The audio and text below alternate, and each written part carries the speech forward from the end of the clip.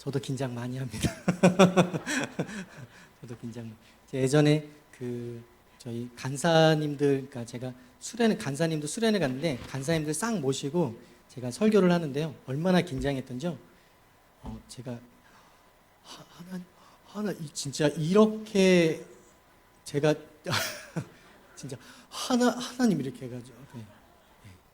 그래도 제가 거기서 기수가 좀 높았는데 후배 간사님들 앞에서 이렇게 했던 기억이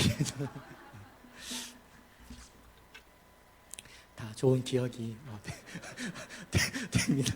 이렇게 어느 날 이렇게 간증도 하고 좋은 것 같습니다.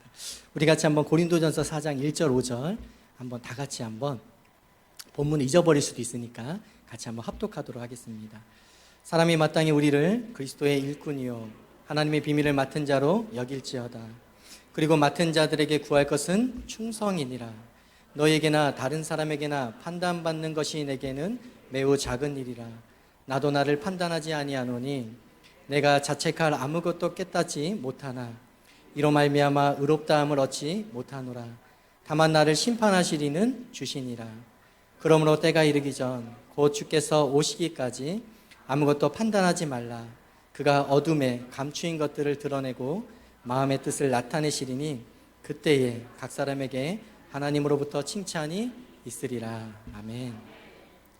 사랑하는 여러분, 오늘 하나님의 비밀을 맡은 자, 하나님의 비밀을 맡은 자라는 제목으로 오늘 본문의 말씀을 같이 나누고자 합니다. 우리 같이 한번 1절을 같이 한번 읽겠습니다. 사람이 마땅히 우리를 그리스도의 일꾼이요 하나님의 비밀을 맡은 자로 여길지어다. 사랑하는 여러분, 만일 우리가 앞뒤 상황을 잘라내고 오늘 본문의 내용만을 딱 떼어서 읽는다면 아마도 대다수 본문에서 느껴지는 이미지는 이 본문의 저자가 굉장한 자부심과 특권을 이 글을 읽는 이들에게 주장하고 있는 듯한 느낌을 우리는 받게 될 것입니다. 왜냐하면 오늘 본문의 저자가 사람이 어떻게 해요? 마땅히 라는 단어를 통해서 우리를 그리스도의 일꾼이요 하나님의 비밀을 맡은 자로 여길지어다라고 강하게 선포하고 있기 때문에 마땅히라는 단어가 들어갔다면 너가 나에게 뭐 하라는 거야? 마땅히 뭐 하라는 거야? 대접하라는 거죠. 마땅히 나를 뭐 하라는 거예요? 섬기라는 거죠. 그런 식의 어떤 우리가 의미로 조금 이 본문만 보게 된다면 그렇게 받아들여질 수도 있다라는 생각이 좀 들었습니다. 더욱이 여기서 마땅히 우리를 해서의 우리는 누구입니까? 그 우리는 오늘 본서를 쓰고 있는 사도 바울과 더불어 고린도 교회를 양육했던 야고보, 예수님의 수제자 베드로, 즉 복음 사역자들을 지칭하는 우리들입니다. 그러니까 마땅히 우리를 할 때 그 우리가 누구라는 거예요? 복음 사역자들이라는 것입니다. 오늘날로 말하면 누굴 뜻하는 거죠? 목회자를 뜻하는 것입니다. 그래서인지 오늘 4장의 서두는 마치 너희들이 마땅히 교회의 교역자들을 그리스도의 일꾼으로 대접해야 하고 마치 하나님의 비밀을 맡은 자들을 섬겨야 한다라고 말하고 있는 듯한 뉘앙스로 우리에게 비춰질 수가 있습니다. 사랑하는 여러분, 어떻습니까? 만일 어떤 교역자가 여러분에게 너희들이 마땅히 나를 그리스도의 일꾼이요 하나님의 비밀을 맡은 자로 여겨야 한다라고 말하거나 그러한 내용의 편지를 받았다면 여러분들은 어떻게 반응하시겠습니까? 아마도 대다수는 내가 그리스도의 일꾼에게 하나님의 비밀을 맡은 자인 교역자에게 뭔가 잘못을 했거나 서운하게 대했나?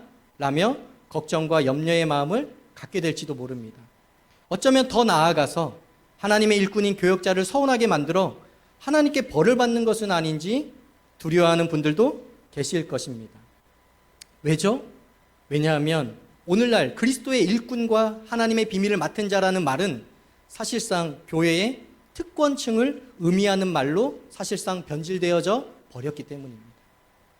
그래서인지 오늘 본문은 때때로 직분자들에게 그들만의 특권의식과 특권 집단을 심어주고 특권 집단임을 심어주고 드러내어주는 수단으로 오늘 본문이 사용되어짐을 우리는 종종 보게 됩니다.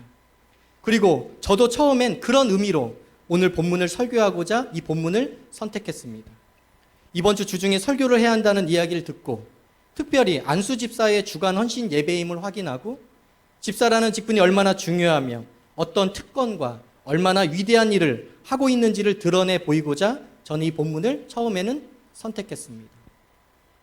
사랑하는 여러분, 그러나 설교를 준비하면서 본문을 살펴보고 앞뒤의 배경을 연구하고 묵상하면서 알게 된 사실 하나는, 사실상 오늘 우리가 마주하고 있는 이 본문은 도리어 직분자들에게 자부심과 특권의식을 심어주고자 함이 아닌, 당시 고린도 교회의 그들만의 특권의식과 특권 집단을 형성하고자 했던, 저마다의 우위와 이권과 경쟁으로 교회의 바울파, 아볼로파, 게바파로 형성되어 자신들을 드러내고자 했던 교회의 특권층으로 자리한 파벌들을 깨트리기 위해 쓰여진 바울의 외침이자 절규의 본문이라는 사실이었습니다. 쉽게 말해 오늘 바울은 사람이 마땅히 우리를, 교역자인 우리를 그리스도의 일꾼, 하나님의 비밀을 맡은 자처럼 대우해줘야 한다, 섬겨야 한다라고 말함이 아닌, 도리어 사람이 마땅히 우리를 그리스도의 뭐예요? 종, 노예처럼 취급하고 여겨야 한다라고 사도 바울은 도리어 말하고 있는 거죠. 이는 마치 마태복음 16장 24절에 예수께서 제자들에게 이르셨듯이 누구든지 나를 따라오려거든 뭐를 해야 한다고 했죠? 자기를 부인하고 자기 십자가를 지고 나를 따를 것이니라 라고 말씀하셨던 것처럼, 바울은 오늘 본문의 서두를 통해서 자기는 교회의 지도자와 특권자가 아니라 도리어 그들에게 항변하며 자신을 그저 일꾼과 맡은 자로 마땅히 취급해달라고 그들에게 요청하고 있는 것입니다. 먼저 자기 부정이요 자기 부인의 선포를 통해 그들의 특권의식과 특권층임을 드러내는 파벌 싸움을 그는 이 고백을 통해서 멈출 것을 촉구하고 있었던 것이었습니다. 사랑하는 여러분, 바울이 본선신을 쓸 당시 고린도 교회에 여러 문제들이 자리했습니다. 그중 하나의 문제가 바로 파벌의 문제였습니다. 본문의 앞장들을 읽어보시면 우리는 고린도 교회 안에 심각한 파벌이 형성되어 있음을 알 수 있습니다. 아볼로파, 바울파, 게바파, 심지어 그리스도파로 교회가 3분 4열로 나누어지게 된 것이었습니다. 왜 이러한 파벌이 고린도 교회에 생긴 것일까요? 그것은 누가 크냐라는 교만에서 시작되었을 것입니다. 아담과 하와가 하나님처럼 되고자 했듯이 우리는 때때로 교회 안에서조차도 하나님처럼 될 수는 없어도 누가 그의 우편과 좌편에 앉을지에 대한 자리 다툼을 우리는 종종 시도하게 됨을 보게 됩니다. 그러한 시도는 점차 파벌을 형성하게 되고, 그 파벌은 또 다른 파벌들에게 영향력을 행사하고자 자신들만의 이름을 내걸게 되는 것입니다. 그리고 오늘 고린도 교회는 겉으로는 바울파, 아볼로파, 게바파라며 저마다 지도자들의 이름을 내걸었지만 사실상 그 이면에는 자신들이 지지하는 지도자의 이름 뒤에 숨어서 자신들이 지지하는 파벌이야말로 고린도 교회의 진정한 주인이요 실세임을 드러내고자 했던 속내를 그들은 가지고 있었던 것이었습니다. 사랑하는 여러분, 그런 그때에 저마다 자신들의 파벌을 만들어 특권의식과 자부심을 드러내고자 했을 그때에 바울은 오늘 도리어 자신을 지극히 낮추어 자신을 한낱 일꾼으로 그저 주인이 주신 사명을 맡은 자로 마땅히, 정말 마땅히 취급되기를 그가 먼저 자처했었던 것이었습니다. 사랑하는 여러분, 우리는 주인이 아닌 하나님의 부름에 의해 세워진 일꾼이자 맡은 자임을 이 시간 기억하시기를 바랍니다. 특히 여기서 바울이 말한 일꾼은 단순한 노동자를 말함이 아닌 원어로 휘페레테스, 즉 로마 시대의 전투함인 갤리선의 맨 밑층에서 노를 젓는 노예를 뜻하는 일꾼인 것입니다.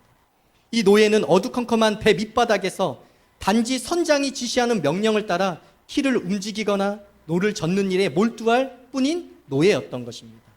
배의 방향과 속도는 오로지 누가 정하는 거죠? 그 배의 선장이 정하는 것입니다. 그것이 바로 오늘 사도 바울이 말한 일꾼인 것입니다. 자신을 그런 노예로 취급해달라는 것입니다. 그냥 취급해줄래가 아니라 너희가 나를 마땅히 뭐 해야 한다고요? 그런 노예로 취급해달라는 것입니다. 사랑하는 여러분, 우리의 인생의 선장은 누구입니까? 오늘 바울은 그리스도의 일꾼이라는 표현을 통해서 자신의 삶의 선장은 그리스도라고 오늘 말하고 있습니다. 이는 자신은 단지 그분 아래서 그분이 말씀하시는 대로 키를 움직이고 노를 젓는 삶을 살아가는 것뿐이라는 신앙적인 고백인 것입니다. 또한 바울은 일꾼에 이어 자신을 맡은 자로 마땅히 여겨달라고 합니다. 여기서 맡은 자는 원어로 오이코노모스, 즉 큰 집을 관리하는 청지기, 집사의 의미를 가지는 단어입니다. 이는 그리스도의 일꾼은 하나님의 집에 일을 하는 사람들이라는 의미인 것입니다.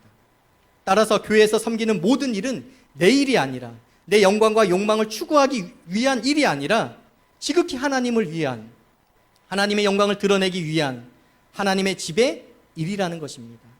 특히 바울은 자신이 맡은 것은 하나님의 비밀이라고 얘기합니다. 사랑하는 여러분, 그렇다면 여기서 이 맡은 자라고 추구하면서 내가 하나님의 비밀을 맡았다라고 했었을 때 이 하나님의 비밀은 무엇일까요? 사도 바울은 골로새서 2장 2, 3절을 통해서 이 비밀에 대해서 얘기합니다. 그는 이렇게 얘기합니다. 하나님의 비밀인 그리스도를 깨닫게 하려 함이니 그 안에는 지혜와 지식의 모든 보화가 감추어져 있느니라 라고 얘기하고 있습니다. 그의 비밀은 바로 그리스도 예수임을 말하는 것입니다. 그는 그리스도 예수를 맡은 자로서 너희가 당연히 나를 그런 사람으로 뭐 해달라는 거예요?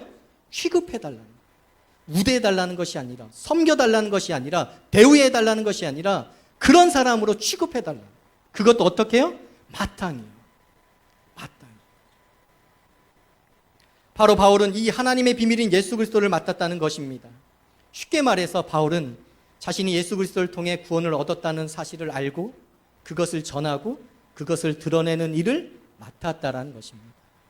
이것이 바로 성도인 우리가 자각하고 인정하고 드러내야 할 우리의 정체성이자 실존인 것입니다. 사랑하는 여러분, 그러나 우리의 인생의 배는 어디로 향하고 있습니까?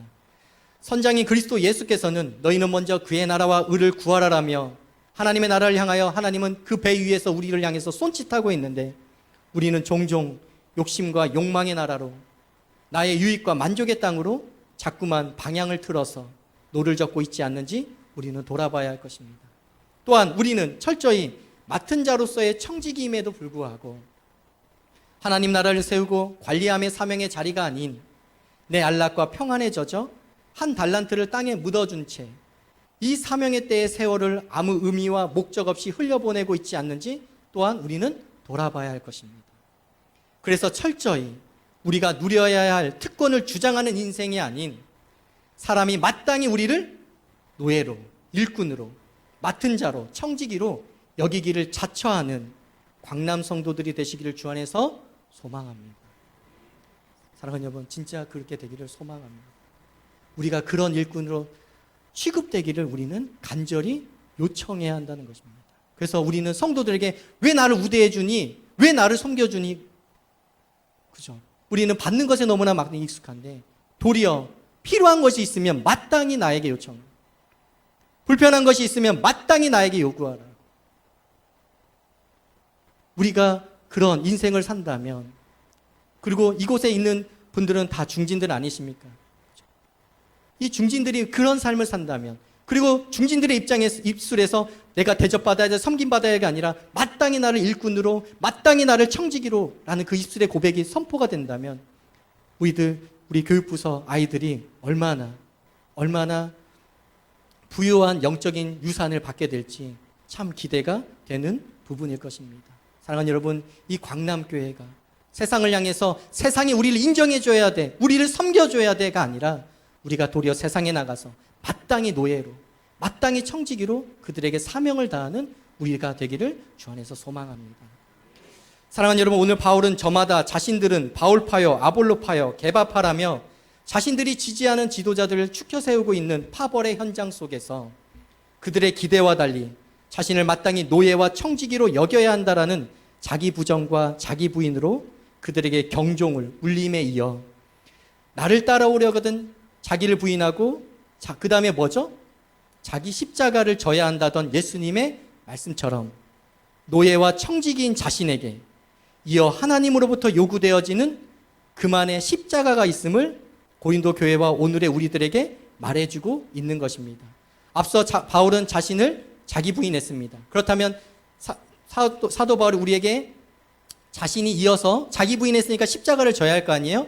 그렇다면 자신이 져야 할 십자가가 있는데 그 십자가가 무엇인지에 대해서 오늘 사도 바울은 2절을 통해서 우리에게 얘기해 주고 있습니다. 우리 같이 한번 다 같이 읽겠습니다. 그리고 맡은 자들에게 구할 것은 충성이니라. 이것이 바로 앞서 1절의 자기 부인에 이어 사도 바울이 지겠다라는 뭐예요? 자기 십자가인 것입니다. 오늘 바울은 자기를 부인한 뒤 자신에게 주어진 십자가가 있는데 그것이 바로 뭐라는 거예요? 충성이라는 것입니다.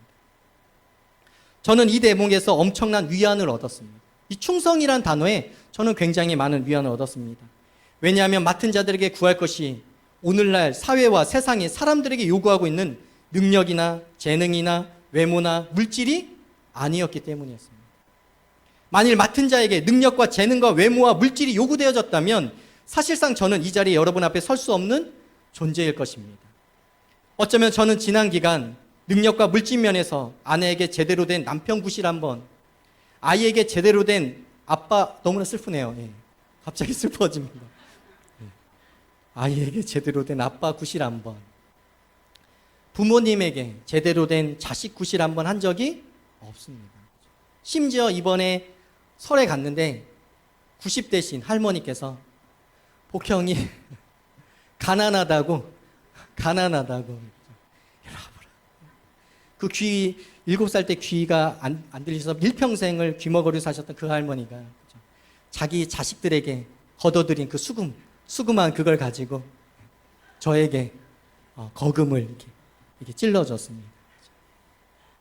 그런데 저는 그걸 어떻게 했어요? 그래, 나는 가난하니까 그죠? 받았어요. 줄 게 없었어요. 그때 제 가방 안에 10,000원짜리 하나밖에 없어서 이 10,000원을 드릴 이거 어떻게 했어요? 근데 더 불우한 사실은 아내한테 걸렸다는 것입니다. 그래서 집에 가자마자 아내가 수금에 가시더라고요. 사랑하는 여러분, 저 아무것도 없습니다. 아무것도 없습니다. 그래서 아까 그 찬양을 골랐던 것입니다. 나는 아무것도 아닙니다. 그죠?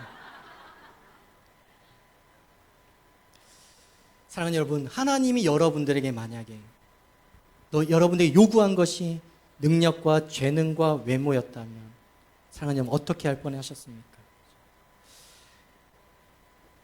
우리는 그 부분 앞에서 얼마나 우리가 자랑하여서 드러낼 수 있는 자가 과연 몇이나 있겠습니까?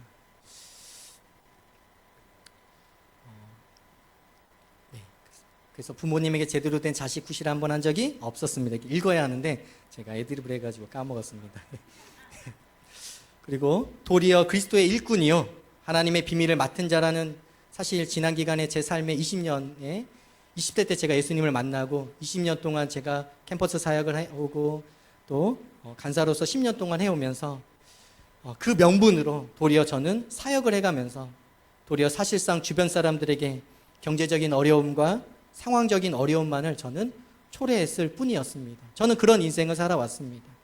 이렇듯 능력도 재능도 외모도 물질도 그 어느 것 하나 내세울 것 없는 저와 같은 인생에게 하나님은 우리 모두가 그럴 의지만 있다면 누구나 할 수 있는 충성을 요구하고 계신 것입니다.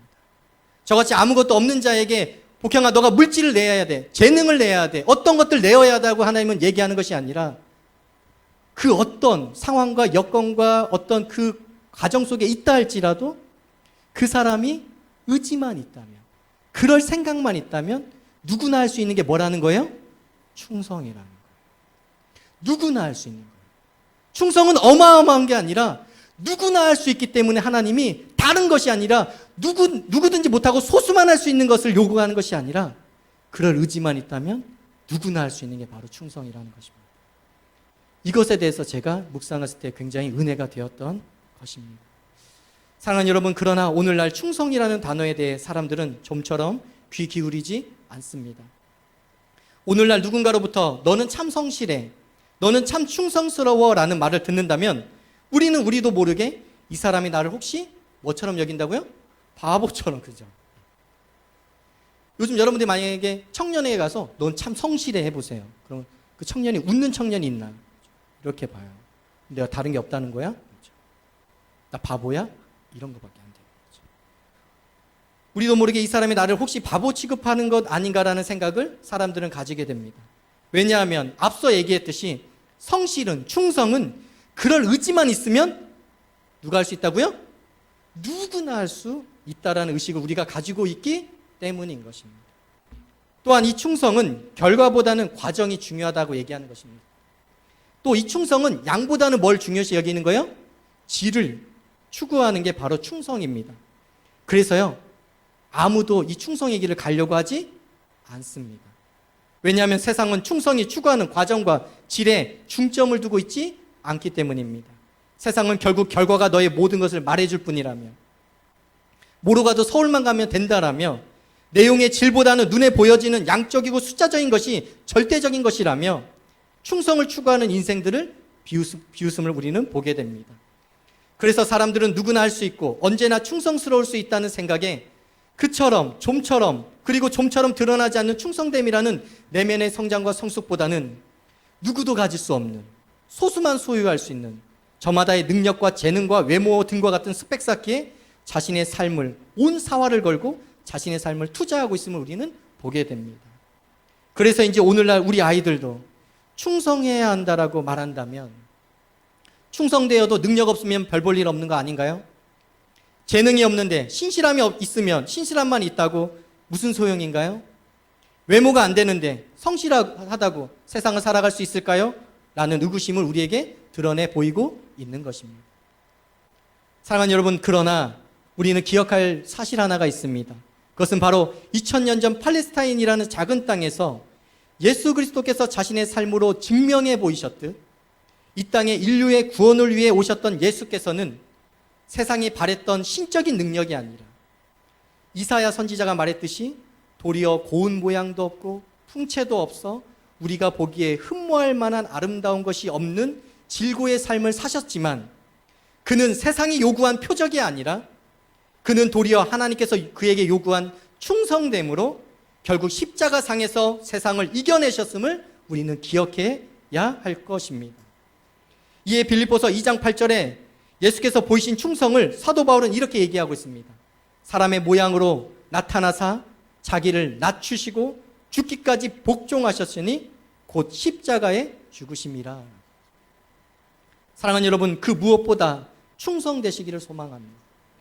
능력이 부족해도, 재능이 없어도, 외적으로 아름답지 않아도, 물질적으로 풍족하지 않아도 주님이 요구하시는 충성됨에는 조금도 부족함이 없는 그런 강남교회 성도분들이 되시기를 주 안에서 소망합니다.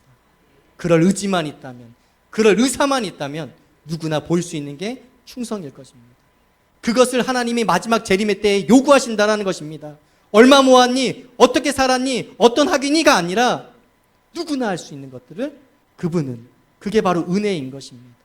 사랑하는 여러분, 그 기본적인 누구나 할 수 있는 그것에 내가 이 땅에서는 부유하게 살았고, 이 땅에서는 무언가 학위를 남겼고, 이 땅에서 뭔가 드러낼 걸 살았는데 주님이 그 누구나 할 수 있는 그 충성됨을 우리에게 요청했을 때, 요구했을 때 우리가 마지막 때 그것조차도 우리가 낼 수 없다면, 그리고 하나님이 보지 않는 외형적인 것만 내보인다면 얼마나 처참한 인생으로 우리가 전락할지 우리는 좀 생각해 보아야 할 것입니다. 사랑하는 여러분, 오늘 바울은 자신이 일꾼됨과 맡은 자라는 자기 부인과 맡은 자에게 구할 것은 충성이라는 자기 십자가의 삶에 대해 우리에게 이제 들려졌습니다. 자, 여기까지 나왔으니 이제 바울이 이어 어떤 말을 할지 우리는 예상이 좀 되시나요? 나를 따라오려거든 자기를 부인하고 자기 십자가를 지고 그 다음에 뭘까요? 예? 예, 나를 좇을 것이니라, 따를 것이니라가 바로 예수님이, 사실요 성경이라는 건요 우리가 잘 보면요 사도 바울이 얼마나 예수 그리스도의 그 말씀에, 그래서 그런 것들이 성경과 연결되어지고 짝지어짐을 우리는 굉장히 많이 보게 됩니다. 오늘 사도 바울은요 바로 이 마태복음에 쓰여졌던 이 삶을 자신의 서신서에 풀어서 성도들에게 들려주고 있는 것입니다. 그래서 그는 말합니다. 그것은 바로 그리스도를 따라가는 것이라고 말합니다. 3절과 5절을 같이 한번 읽겠습니다. 너희에게나 다른 사람에게나 판단받는 것이 내게는 매우 작은 일이라. 나도 나를 판단하지 아니하노니 내가 자책할 아무것도 깨닫지 못하나 이로 말미암아 의롭다함을 얻지 못하노라. 심판하실 이는 주시니라. 그러므로 때가 이르기 전 곧 주께서 오시기까지 아무것도 판단하지 말라. 그가 어둠에 감추인 것들을 드러내고 마음의 뜻을 나타내시리니 그때에 각 사람에게 하나님으로부터 칭찬이 있으리라. 사랑하는 여러분, 오늘 바울은 우리의 삶을 판단하는 세 가지 대상이 있음을 말해주고 있습니다. 우리의 삶을 판단하는 세 가지 대상이 뭐죠? 3절에서 보면 우리를 누가 판단한다는 거예요? 타인이 판단한다는 것입니다. 너희에게나 다른 사람에게 판단받는 것이라는 단어를 통해서 사도 바울은 타인이 나를 자신을 뭐 한다는 거예요? 판단한다는 것입니다. 두 번째 판단은 누구예요? 4절의 서두에 보면 자기 자신의 평가라는 것입니다. 그리고 마지막 세 번째는 4절 말미에 말하고 있습니다. 누가 평가한다는 것이죠? 바로 하나님의 평가라는 것입니다. 이어 바울은 자신은 너희에게나 다른 사람에게나 판단받는 것이 내게 매우 작은 일이라 말하며 타인의 평가에 자신이 마음을 크게 두지 않는다라고 말합니다. 왜냐하면 타인의 평가는 부분적이고 지극히 주관적인 평가이기 때문입니다. 그래서 타인의 평가는 때때로 오해를 불러일으키기도 하고 과장되기도 합니다. 또한 타인의 평가는 한순간에 나를 성인으로 만들기도 했다가 한순간에 나를 가장 추악한 악인으로 떨어뜨리기도 합니다. 그리고 동일한 한 사람을 두고도 어떤 이는 그를 우상으로, 어떤 이는 그를 정죄의 대상으로 판단하기도 합니다. 그리고 그러한 왜곡되고 부분적인 평가로 얼마나 많은 이들이 타인의 평가에 의해 자신의 삶을 스스로 끊어내버리는 잘못된 선택까지 일어나게 됨을 보게 됩니다. 사랑하는 여러분, 얼마나 많은 사람들, 오늘날의 많은 사람들이 타인으로부터 그 평가에 매몰되어서 그것에 종속되어서 그것에 종노릇하고 있는지 모릅니다. 그런 그때에 오늘 사도 바울은 자신은 그 타인의 평가에 뭐하지 않는다는 거예요? 크게 마음을 두지 않는다라는 것이죠. 그리고 이어서 바울은 자기 스스로의 평가에도 그는 큰 의미를 두지 않는다라고 오늘 이 고린도 교회의 성도들에게 말합니다. 심지어 자신이 보기에도 스스로 자책할 것이 아무것도 없다고 생각되어짐에도 불구하고 그는 자신이 온전하게 살았다라고 자부함에도 불구하고 자기 행위가 의롭다함을 얻는 보증이 자신의 판단마저도 보증이 될 수 없다라고 그는 겸허히 얘기하고 있음을 보게 됩니다. 사랑하는 여러분, 왜 그런 것일까요? 왜 그는 타인의 판단과 자기 자신 스스로의 판단을 그는 개의치 않았던 것일까요?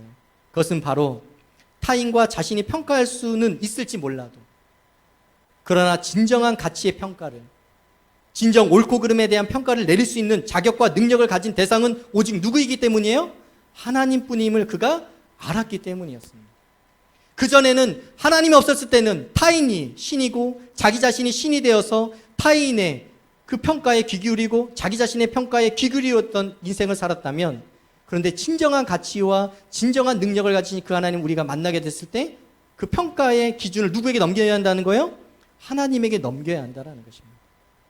그리고 오늘 사도 바울은 그것을, 그 평가의 기준을 하나님에게 두기로 작정했다라고 얘기하고 있는 것입니다. 사랑하는 여러분, 그것이 바로 뭐라는 거예요? 그리스도를 좇는 것입니다. 왜냐하면 오직 하나님만이 5절에서 보듯이 어둠에 감추인 것을 드러내실 수 있는 분이심을 그는 알았던 것입니다. 우리가 말하지 못하는, 아무리 친한 친구일지라도 가족일지라도 드러내지 못하는 우리의 은밀한 생활과 행동과 말들, 그래서 스스로도 마음 깊숙이 파서 묻고 묘비까지 세워두어 자신을 포장하는 데는 성공했지만, 그러나 빛이신 하나님의 마지막 때에 오시면 우리의 삶의 어둠에 자리한 수많은 죄들이 드러나게 될 것이기 때문에 오늘 사도 바울은 자신의 판단의 기준을 하나님에게 내어 맡긴다라고 얘기하고 있는 것입니다. 또한 오직 하나님만이 마음의 뜻을 나타내실 수 있는 분이심을 그는 알았다고 오늘 얘기하고 있습니다. 여기서 마음의 뜻이 무엇입니까? 그것은 바로 우리의 동기입니다. 우리의 마음의 의도입니다. 우리가 이것만은 철저하게 숨길 수 있다라고 자부해 왔던 내 마음의 중심과 의도마저도 하나님은 나타내 보일 수 있는 분이시라는 것입니다.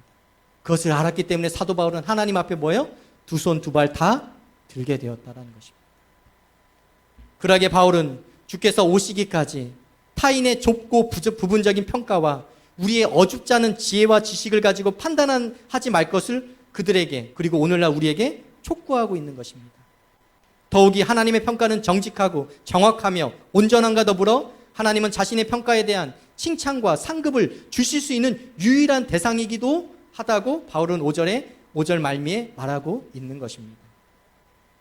사랑하는 여러분, 그러하기에 일시적인 칭찬, 일시적인 보상을 얻기 위해 타인을 따라가고 자신을 따라가는 인생이 아닌 나를 쫓을 것이라 말씀하신 오직 한 분 예수 그리스도만을 좇는 인생 되시기를 정말 주 안에서 소망합니다. 사랑하는 여러분, 이 시간 말씀을 맺겠습니다. 오늘 바울은 저마다 누가 크냐라는 고린도 교회의 파벌의 현장 속에서 도리어 제자들에게 누구든지 나를 따라오려거든 자기를 부인하고 자기 십자가를 지고 나를 따를 것이라라고 말씀하신 예수 그리스도의 가르침대로 그는 자기 부인과 자기 십자가와 그리스도를 따르는 인생을 살고 있음을 통해 그들도, 그리고 오늘날 우리도 하나님의 비밀을 맡은 자의 인생으로 돌이킬 것을 촉구하고 있음을 우리는 이 시간 살펴보았습니다.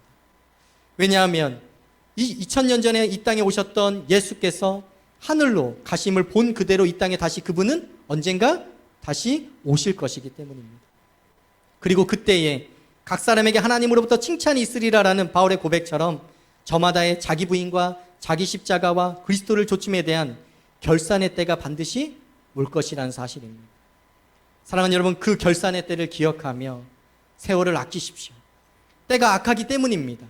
그리고 어리석은 자가 되지 말고 오직 주의 뜻이 무엇인가 이해하는 삶을 살아가기를 주 안에서 소망합니다.